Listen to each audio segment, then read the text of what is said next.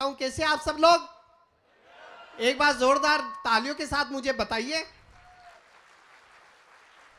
मंच पर उपस्थित सभी वरिष्ठ कवियों को प्रणाम करता हूं।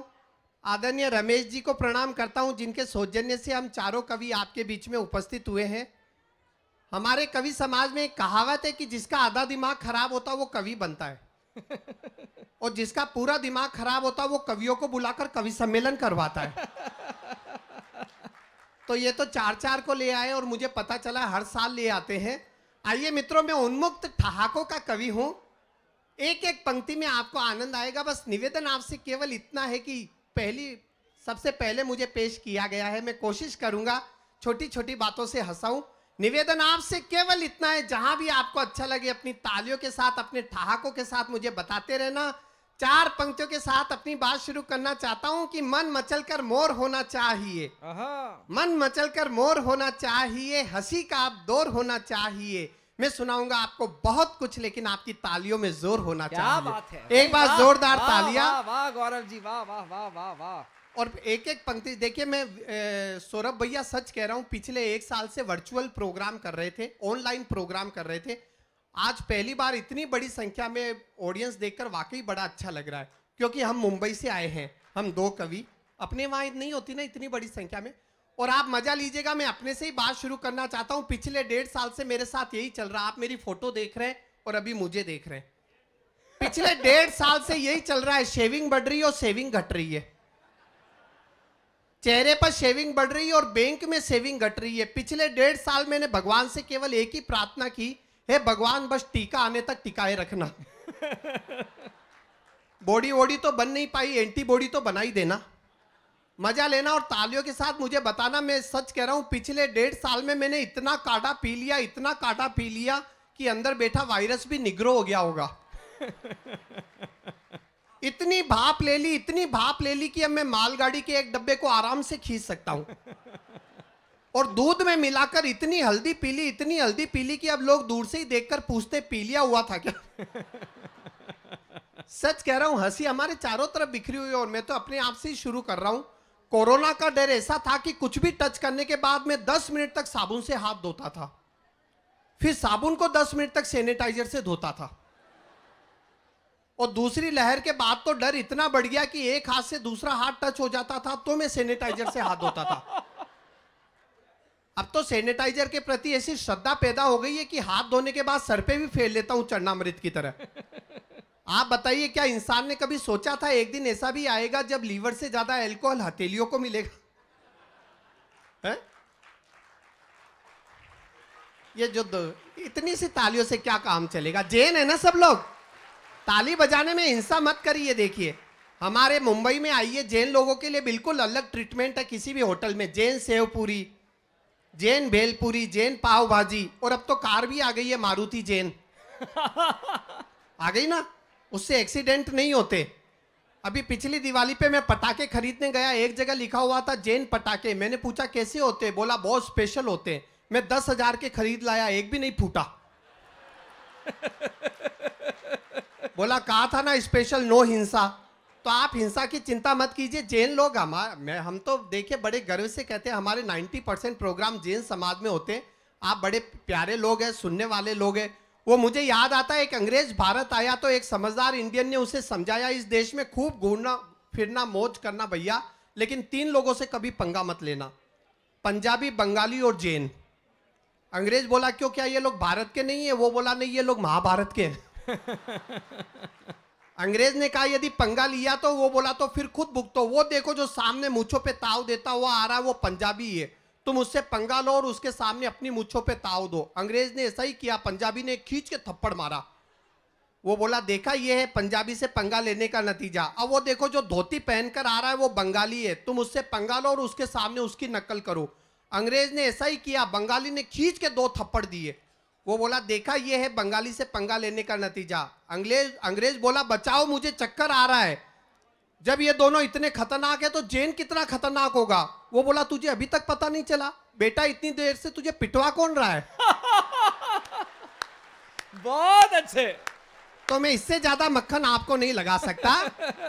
रूप कुछ ऐसा सजाओ, छवि कहे क्या बात है।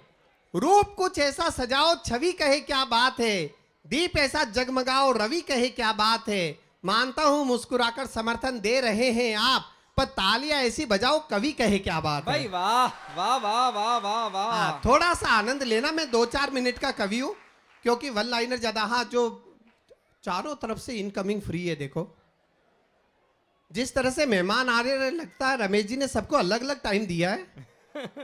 जो सबसे अंत में आए बता देना, उन्हें हम चीफ गेस्ट घोषित कर देंगे। देखिए, ये हमारा इंडियन स्टैंडर्ड टाइम है, मैं जानता हूं। मैं तो मुंबई में रहता हूं। मैंने मुंबई में रेलवे इंक्वायरी में पूछा क्या अहमदाबाद जाने वाली गाड़ी टाइम पर है? वो बोला टाइम को मार गोली लाइन पर है, यही क्या कम है? तो लोग देर से आ रहे हैं मगर आ रहे हैं, ये गनीमत है। जल्दी से आ जाए, बैठ जाइए। मैं कोरोना के बारे में बता रहा था, आनंद लेना। 6 महीने तक सरकार ने सब कुछ बंद रखा था हमारे देश में, है ना ललित जी?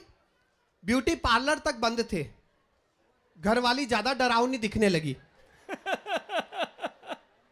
केवल वाइन शॉप खुली थी, मास्क पहनकर बाप और बेटा एक ही ठेके से दारू खरीद रहे थे। और तालियां तो अब चाहिए अगर आपको बात अच्छी लगे तो। जिस दिन वाइन शॉप खुली उसके अगले ही दिन असर भी आपने देख लिया होगा, यूपी जाने वाली ट्रेन उड़ीसा पहुंच गई थी, है ना? और लोग राउरकेला उतर भी गए गोरखपुर समझकर। उन्हें लगा हो सकता है योगी जी ने गोरखपुर का नाम बदलकर राउरकेला रख दिया।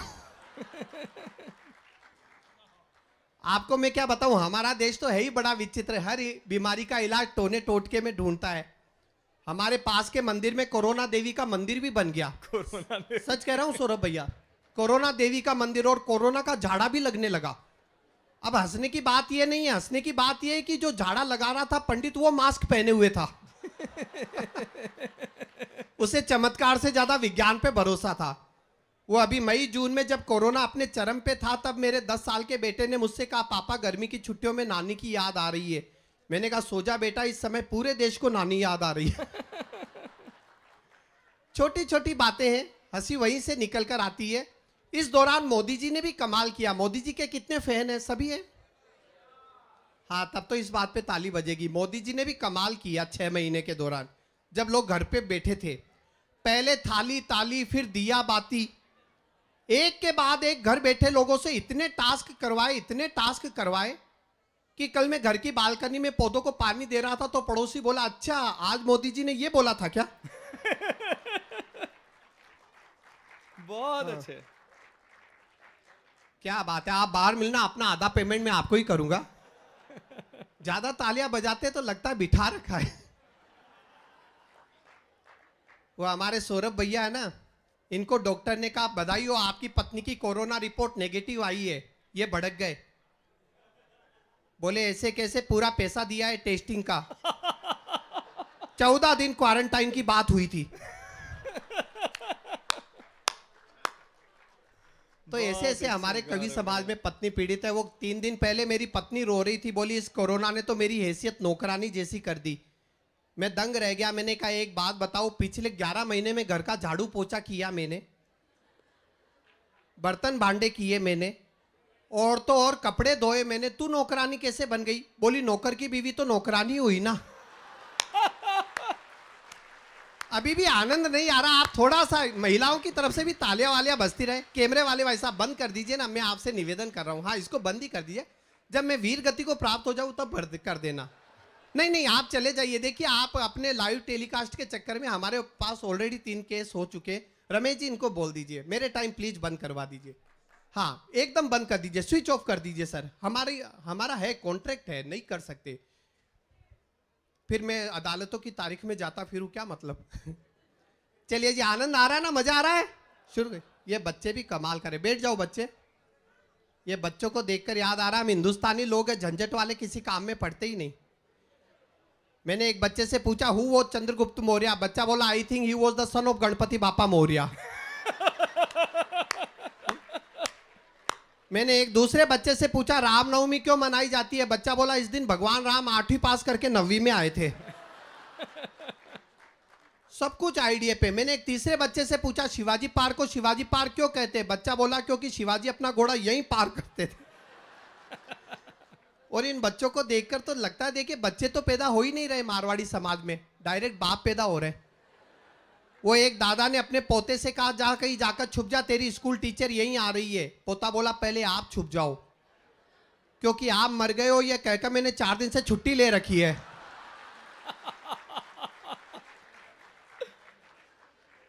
ये बच्चों से याद आया, देखिए जमाना कितना बदल गया है ना। हम 5 दिन के टेस्ट में से 3 घंटे के 2020 पे आ गए। चीजें छोटी होती जा रही है। माता जी को पहले मम्मी कहते थे, फिर मोम कहने लगे, अब मम। मम, एक बच्चे ने मुझसे कहा, शी इज माई मम, ये मेरी मम्मी की छोटी बहन मिनिमम, ये बड़ी बहन मैक्सिमम। पिताजी को पहले पापा कहते थे, फिर पोप कहने लगे, अब पा।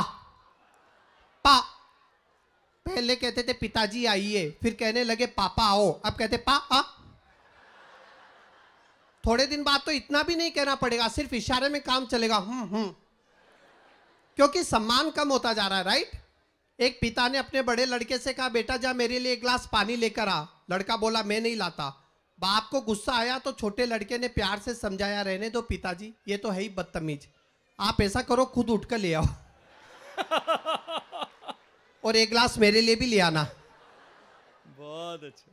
छोटी छोटी बातें हाथ से कहीं से भी, और ये सब राजस्थान के लोग हैं। मुझे वास्तव में बड़ा अच्छा लगता है सौरभ भैया, जब मैं राजस्थान मारवाड़ियों के बीच में प्रस्तुति देता हूं, क्योंकि मैं खुद राजस्थान का हूं, भीलवाड़ा का।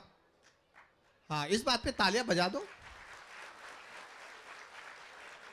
और अब ध्यान से सुनना, राजस्थानी होने के नाते, मारवाड़ी होने के नाते, मैंने मारवाड़ी आदमी की सबसे अच्छी डेफिनेशन बनाई है, जो मैं ही बता सकता हूं।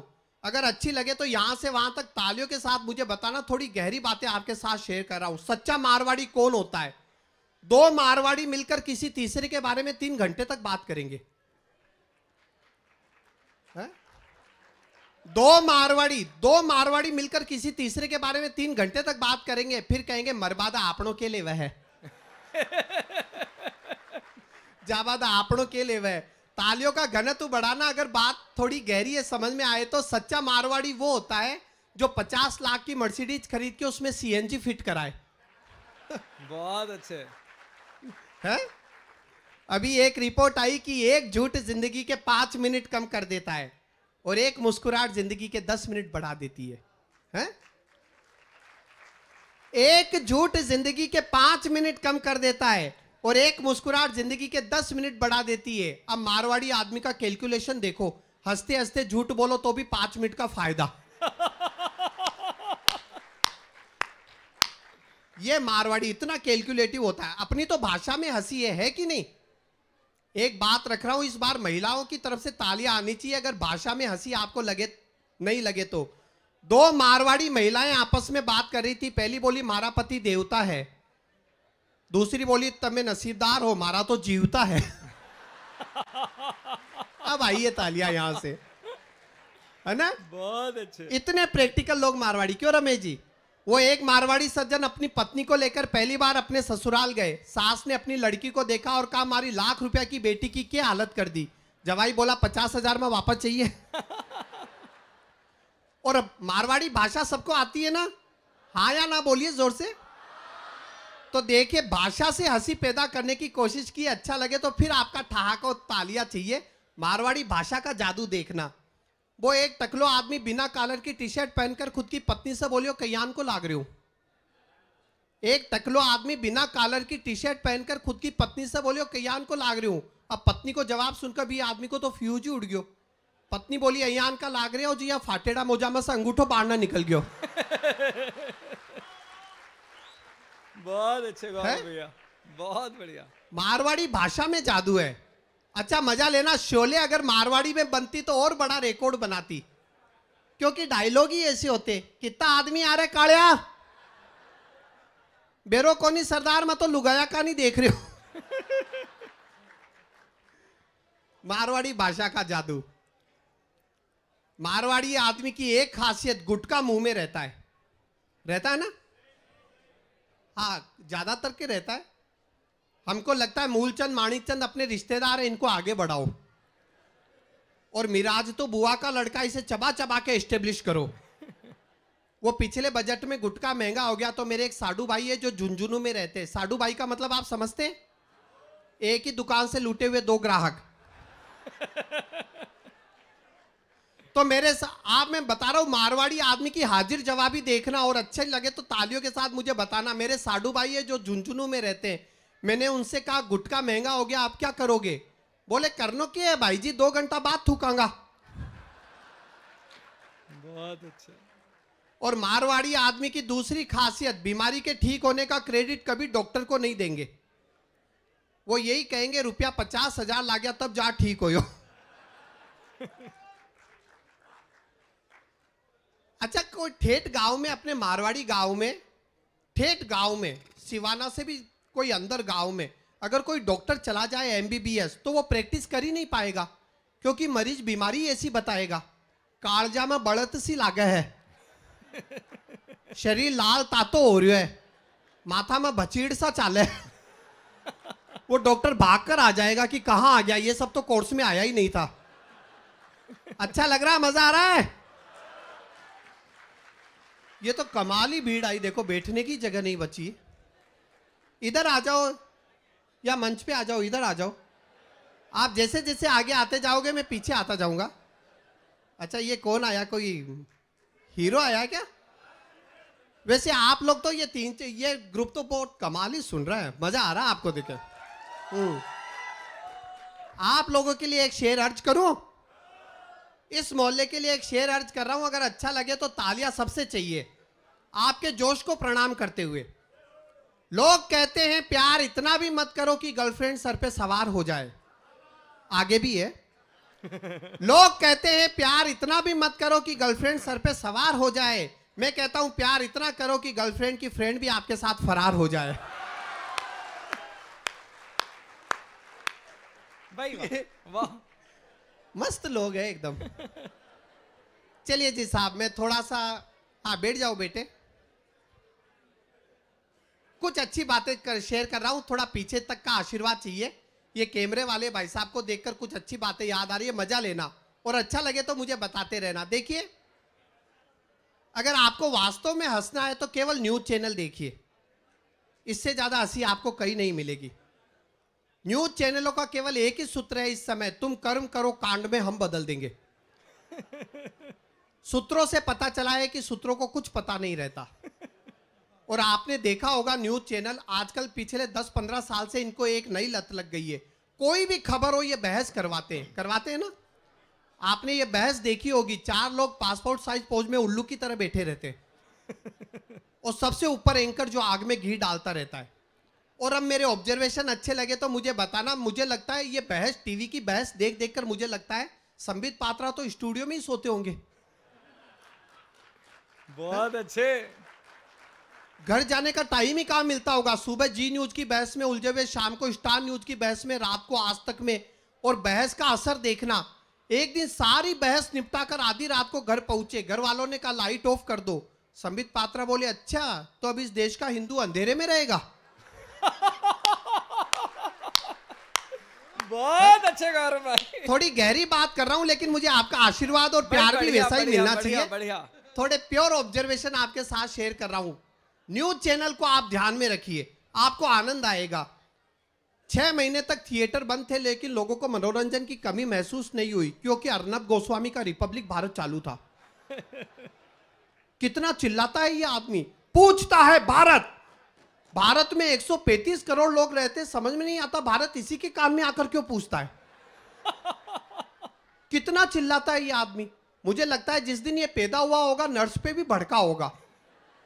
मुझे सफेद कपड़े में क्यों लपेट रखा है, क्या छुपाना चाहती हो तुम, पूछता है भारत। बहुत अच्छे। अच्छा, इसकी बहस सबसे अलग, 8 लोगों का पैनल बिठाता लेकिन बोलता खुद ही है। किसी को बोलने नहीं देता, कोई बोल देता है तो उसे डांट देता, आप चुप रहिए, ये देश का मामला है, देश की रक्षा का मामला है, आप नहीं समझेंगे। अरे तो बुलाया किस लिए था। न्यूज चैनल की बहस देखिए, और न्यूज चैनल देखिए आप, जब गलवान घाटी में चीन के साथ हमारा तनाव चल रहा था, चीन अगले ही दिन पीछे हट गया, लेकिन ये न्यूज चैनल वाले पीछे हटने को तैयार नहीं थे। ये लगातार 8-10 दिन तक एक ही खबर देते रहे, आज चीन 1 किलोमीटर पीछे हटा, आज चीन 1 किलोमीटर पीछे हटा। पीछे हटते हटते चीन से ही बाहर निकल गया। वो मंगोलिया बोला इधर किधर आ रहे हो भाई। और एक पंक्ति का व्यंग्य अगर आपके दिल को छू जाए तो फिर मुझे यहां से वहां तक तालियों के साथ बताना। मेरा कहना केवल ये है, सारे न्यूज चैनल बंद करके शांति से बैठ जाओ, क्योंकि देश के हालात इतने हसीन भी नहीं है जितना जी टीवी दिखाता है, और इतने खौफनाक भी नहीं है जितना एनडी टीवी दिखाता भाई है। वाह वाह वाह वाह, है कि नहीं? बहुत अच्छे भाई गौरव भैया, वाह वाह वाह वाह वाह वाह, सच बात। चलिए, आप बहुत प्यार से सुन रहे हैं, आनंद आ रहा मुझे भी। इतनी बड़ी संख्या में महिलाएं बैठी है, मैं महिला शक्ति को प्रणाम करता हूं। इस बात पे महिलाओं की तालियां होनी चाहिए। और इन्हें प्रणाम इसलिए कर रहा हूं क्योंकि घर में 300 चैनल होने के बावजूद इतनी बड़ी संख्या में महिलाएं आ गई, बहुत बड़ी बात है ये वाकई बहुत बड़ी बात है। अब आप तालियां बजाएं, मजा लेना, वरना एक है हमारे देश में एकता कपूर, जिसने घर घर की एकता को कपूर की तरह उड़ा रखा है, और भगवान बालाजी कुछ नहीं कर पा रहे भाई वाह वाह वाह। और वाह, बात वाह। अच्छी लगे तो फिर तालियां चाहिए। और सीरियल भी कैसे कैसे, इसका चक्कर उसके साथ, उसका चक्कर इसके साथ, और सीरियल का नाम पवित्र रिश्ता। बहुत अच्छे भाई, वाह वाह। पवित्र रिश्ता। और जब ऐसे रिश्ते से बच्चे पैदा होते, वही बड़े होकर एक दूसरे से पूछते ये रिश्ता क्या कहलाता है। आप टीवी सीरियल देखते हैं? हाँ या ना, जोर से बोलिए। हाँ, तो मेरे ऑब्जर्वेशन के साथ चलना, अच्छा लगे तो ठहाका लगाना। भारत में इतने मर्डर नहीं हुए जितने सीआईडी ने केस सोल्व कर दिए। आप देखिए, वो एसीपी प्रद्युमन हर एपिसोड में खून ही पकड़ लेता है, चाहे खून हुआ हो या ना हुआ हो, है ना। हर 10 मिनट में सोनाक्षी सिन्हा आकर पूछती है क्या आपके टूथपेस्ट में नमक है। थोड़ी देर बाद करीना कपूर आकर पूछती है क्या आपके टूथपेस्ट में नमक और नींबू है। और अब प्रियंका चोपड़ा आकर पूछ रही क्या आपके टूथपेस्ट में नीम है। बताइए, नमक नींबू नीम समझ में नहीं आता, ब्रश करना या ढोकला बनाना है। थोड़े दिन बाद संजीव कपूर आकर पूछेंगे क्या आपके टूथपेस्ट में पाव भाजी मसाला है। और अंत में आएंगे टीनू आनंद, क्या आपके मुंह में दांत है। अच्छा, आप देखिए, नमक नींबू नीम, और अब तो चारकोल भी आ गया है टूथपेस्ट में। चारकोल, अब तो बस एल्कोहल भी आ जाए तो सुबह सुबह ब्रश करने का मजा आ जाए। है? लोग टुन होने तक ब्रश करते रहे, ब्रश करते करते वॉश बेसिन पर गिर गए, समझो पेस्ट चढ़ गया। हमारे देश में शाम को पतिदेव जब ऑफिस से थके हारे घर आते, तब पत्नी देख रही होती है दिया और बाती। देखती है ना, वो देखकर ही उठती है दिया और बाती, चाहे भूखा मर जाए जीवन साथी। मजा लेना, मैंने अपनी पत्नी से कहा खाना दे दे, बोली आधा घंटा रुको, नागिन देखकर दूंगी। मैंने कहा नागिन देखने में आधा घंटा लगता है, आईना देख ले और खाना दे दे। भाई बहुत अच्छे। आप लोग हंस रहे हो, उसने बेलन फेंक कर मारा। और तालियां तो मुझे अब चाहिए। अगर मेरा ऑब्जर्वेशन अच्छा लगा तो टीवी सीरियल देख देख कर एक बात और समझ में आई, माथे पर जितनी बड़ी बिंदी उतनी खतरनाक औरत। अच्छा, यहां तो नहीं है ना कोई? हाँ है, तो इतनी दूरी रखना जितनी अभी है। हम है हमारे देश में शाम को पत्नी के हाथ से रिमोट छीनने की हिम्मत पति तो क्या परमेश्वर भी नहीं कर सकता। वो एक पति ने अपनी पत्नी से कहा रिमोट इधर लाओ, पत्नी बोली चुपचाप बैठ जाओ। पति बोला देख लूंगा। पत्नी बोली क्या देख लोगे, क्या देख लोगे। पति बोला जो सीरियल तुम देख रही हो वही देख लूंगा। पति ने कहा पहले तो तुम बड़े आदर से बात करती थी, आजकल बात बात पर काटने को दौड़ती हो। पत्नी बोली पहले मैं रामायण देखती थी, आजकल क्राइम पेट्रोल देख रही। छोटी छोटी बातें मित्रों, आप बहुत प्यार से सुन रहे, कुछ प्योर ऑब्जर्वेशन आपके साथ शेयर कर रहा हूं, इसी तरह साथ देना। मैं वन लाइनर कवि हूं, देखिए एक एक लाइन में हाथ से आपको मिलेगा, बस आनंद आप देते रहना, लेते रहना। एक समय था जब सीरियल के बीच में विज्ञापन आते थे, आजकल विज्ञापनों के बीच में सीरियल के टुकड़े आते। क्या बात है भाई, वाह वाह वाह वाह वाह वाह। है और कैसे कैसे विज्ञापन आ रहे, देखिए मजा लेना। वो एक जिलेट का विज्ञापन आता, शेविंग रेजर का, हर हफ्ते उसका एक नया वर्जन आ जाता है। पहले जिलेट, फिर जिलेट मार्क 1, मार्क 2, मार्क 3 और अब मार्क 3 टर्बो। दाढ़ी बढ़ने से पहले उसका नया वर्जन आ जाता है। मैंने तो इस चक्कर में दाढ़ी करना ही छोड़ दिया।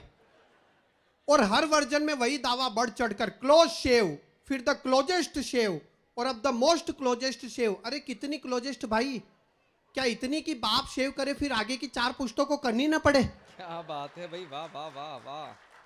बात अच्छी लगे तो तालियां जोरदार हो। हाँ, वो एक विज्ञापन में अजय देवगन आकर कहता है दाने दाने में है केसर का दम, देखा ना। बताइए 2.5 रुपए के गुटके में इतनी केसर बता देता जितनी पूरे कश्मीर में नहीं है। और हिंदी में बिंदी की ताकत देखिए, जबकि कहना यह चाहिए कि दाने दाने में है कैंसर का दम। क्या बात है, वाह वाह वाह वाह वाह वाह। ये तो हाल है हमारे सेलिब्रिटीज का। सबसे ज्यादा कंफ्यूज कर रखा अमिताभ बच्चन जी ने, 64 ऐड कर रहे हैं, 64 सबसे ज्यादा कंफ्यूज कर रखा है। कभी तो कल्याण ज्वेलर्स में जाकर सोना खरीदने को कहते हैं, कभी मुथूट फाइनेंस में उसी सोने को गिरवी रखकर लोन लेने को कहते हैं, और जब लोन की किस्त भरने का टेंशन आता है तो सर पर नवरत्न तेल लगाने को कहते हैं। बहुत अच्छे भाई, वाह है, बहुत अच्छे। छोटी छोटी बातें हैं। हाइजीन पर इतना जोर, देखिए कोरोना के बाद हाइजीन पर कितना जोर। हमारी पीढ़ी के लोग जानते हैं हम प्याऊ का पानी पी पी कर बड़े हुए है ना, और अब कहते हैं सादे पानी में इतने कीटाणु बताते, उस हिसाब से तो मुझे 8-10 बार मर जाना चाहिए था। तब मैंने 4 पंक्तियां लिखी कि जब हम छोटे थे, घरों में पानी के घड़े थे, तब हम बीमारियों से दूर खड़े थे।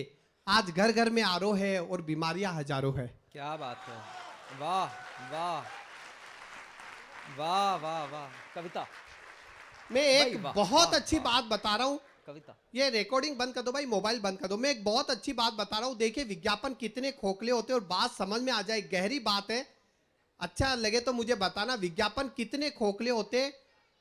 800 करोड़ रुपए के पटौदी पैलेस में रहने वाली करीना कपूर, 800 करोड़ रुपए के पटौदी पैलेस में रहने वाली करीना कपूर इस बात से खुश है कि 100 ग्राम के लक्स साबुन पर 15 रुपए का डिस्काउंट मिल रहा है?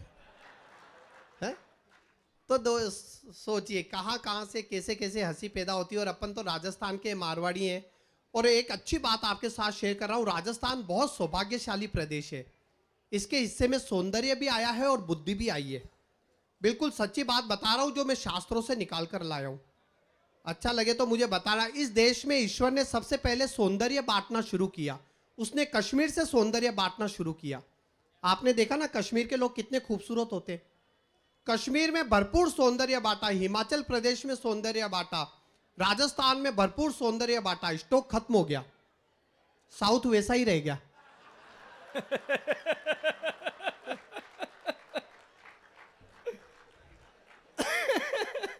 जहां से हमारे रमेश जी आए हैं। लेकिन बात आगे है, मजा लेना। फिर साउथ के लोगों ने ईश्वर से शिकायत की। ईश्वर ने कहा सॉरी गलती हो गई, बुद्धि बांटनी साउथ से शुरू करूंगा। ईश्वर ने साउथ में भरपूर बुद्धि बांटी। आपने देखा होगा साउथ इंडियन, केरला के, चेन्नई, तमिलनाडु, कितने समझदार, कितने बुद्धिमान लोग होते। और फाइनेंस मिनिस्टर तो साउथ इंडियन ही बनते आए हैं। साउथ में भरपूर बुद्धि बांटी, कर्नाटक में भरपूर बुद्धि बांटी, राजस्थान में भरपूर बुद्धि बांटी। राजस्थान में स्टॉक खत्म हो गया, हरियाणा और पंजाब ऐसा ही रह गया। तो राजस्थान वो सौभाग्यशाली प्रदेश है जिसके हिस्से में सौंदर्य भी आया है, बुद्धि भी आई है, पन्ना धाय का त्याग भी आया है, और महाराणा प्रताप की वीरता भी आई है।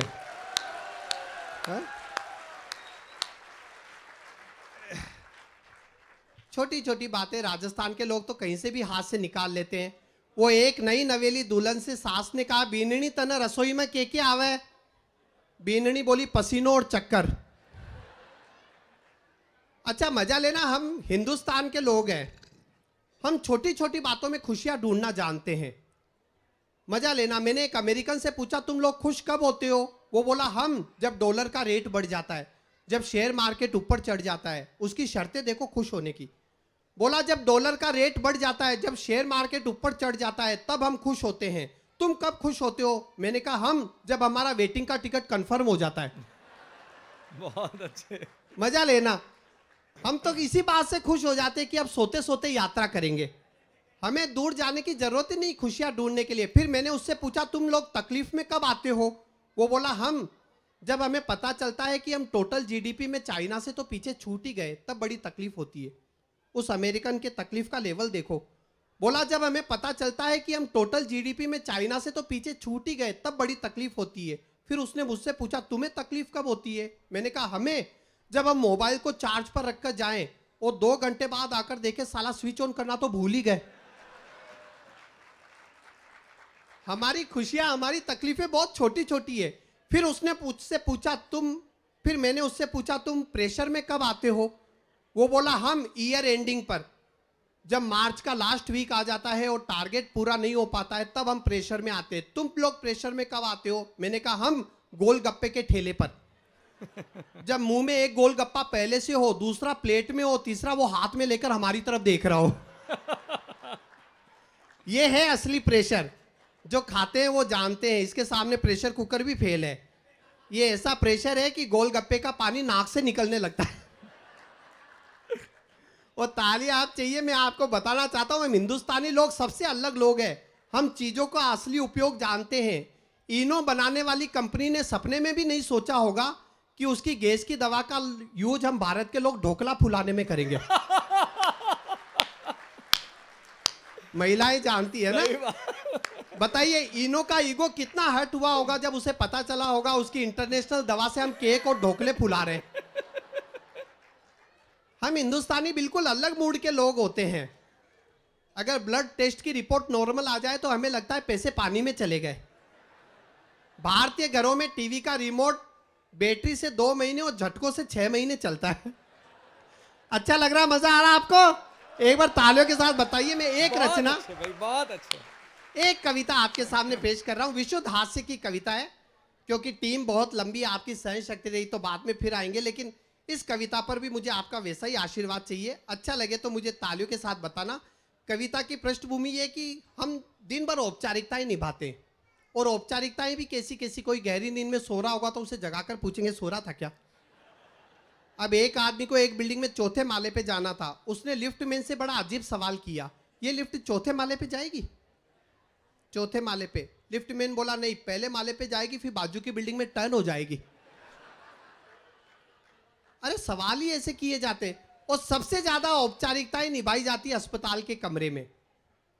तो जब कोई बीमार होता है तो जो लोग हालचाल पूछने आते हैं वो फॉर्मेलिटी किस तरह से निभाते हैं। एक विशुद्ध हास्य की रचना है इस दौर में अंतिम रूप से। अच्छा लगे तो मुझे बताना कि एक बार मैं बीमार हुआ, हर इलाज बेकार हुआ, बुखार कुछ ऐसा चढ़ा कि अस्पताल में भर्ती होना पड़ा। अब जो लोग हालचाल पूछने आते हैं वो फॉर्मेलिटी किस तरह से निभाते देखिएगा कि एक बार मैं बीमार हुआ, हर इलाज बेकार हुआ, बुखार कुछ ऐसा चढ़ा कि अस्पताल में भर्ती होना पड़ा। अगले ही दिन 2 दोस्त आए, साथ में फूलों का गुलदस्ता लाए। उन्होंने गुलदस्ते मेरे सिराने रख दिए। सोचा बच गया तो ठीक, वरना अपनी तरफ से तो चढ़ गए। सोचा बच गया तो ठीक, वरना अपनी तरफ से तो चढ़ गए। फिर एक बोला मेरे लायक कोई सेवा हो तो कहना। दूसरा कान में आकर बोला नर्स बहुत सुंदर है, ठीक होने में जल्दबाजी मत करना। लंगोटिया दोस्त ऐसे ही बात करते। फिर बोला क्या बीमारी है? मैंने कहा तलाश जारी है। वो उदास होकर बोला सबसे बड़ी परेशानी तो यही है, आजकल डॉक्टरों के पास बीमारी पता करने का टाइम नहीं है, बस इलाज शुरू कर देते हैं बिना कुछ पूछे मरीज से। मेरी चाची को मलेरिया था पर मरी डायबिटीज से। बस इलाज शुरू कर देते हैं बिना कुछ पूछे मरीज से। मेरी चाची को मलेरिया था पर मरी डायबिटीज से। पर तुम चिंता मत करो, ये अस्पताल ठीक लगता है। यहाँ मरीज को मलेरिया हो तो वो मलेरिया से ही मरता है। वाह वाह। सीन नंबर 2 देखिएगा, कैसे कैसे लोग हालचाल पूछने आते हैं। तभी एक परिचित आए, साथ में अपने बीवी बच्चों को लाए। बच्चे आते ही छाती पर आ चढ़े, पास में रखे फलों पर टूट पड़े। छीना झपटी में एक ने दूसरे को मारा चाटा। उनके माँ बाप ने उन्हें डांटा, इस तरह शोर मत मचाओ, दोनों बांट कर खाओ। मेरे ही फल मेरे ही सामने, इस तरह शोर मत मचाओ, दोनों बांट कर खाओ। तू खा केले और बेटा तू ये अंगूर ले ले। फिर मेरी तरफ देखकर बोले नमस्कार, क्या बताएं घर घर में लोग पड़े हैं बीमार।